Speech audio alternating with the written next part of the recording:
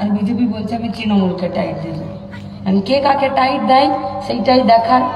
কিন্তু আমরা পরিষ্কার বলে দিতে চাইছি, যে তৃণমূলরা বিজেপিকে টাইট দিতে চাইছেন আর যে বিজেপিরা তৃণমূলকে টাইট দিতে চাইছেন, গরমের দিনে দই ভেবে চুনের বাটি খেয়ে নেবেন না, সকালে কিন্তু মুখ পুড়ে যাবে। ও মুখ কিন্তু কাউকে দেখাতে পারবেন না, কাউকে পারবেন না দেখাতে। লড়াইটা দেশ বাঁচানোর জন্য, লড়াইটা আমাদের সংবিধানকে বাঁচানোর জন্য, লড়াইটা আমাদের বাড়িতে যে বাচ্চাগুলো হয়েছে তাদের লেখাপড়া, তাদের ভবিষ্যৎ, তাদের মাথা উঁচু করে বেঁচে থেকে একটা সৎ পথে রোজগারের জায়গা তাদেরকে করে দেওয়ার জন্য।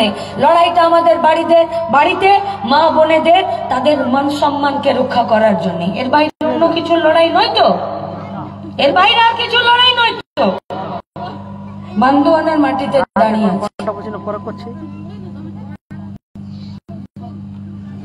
আমরা বান্দোয়ান পুরুলিয়া সম্পর্কে পড়ছিলাম, তখন লেখা ছিল 12 নদী 13 খাল তবেই পাবে কয়লা ভাল, ছিল না?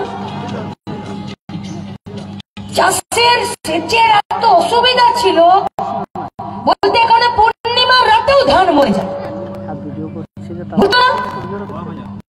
বড় বাজারে, এইখানে, এই বান্দোয়ানের এই ব্লকে, এবারে এই এলাকাতে কি ছিল স্বাধীনতার পর?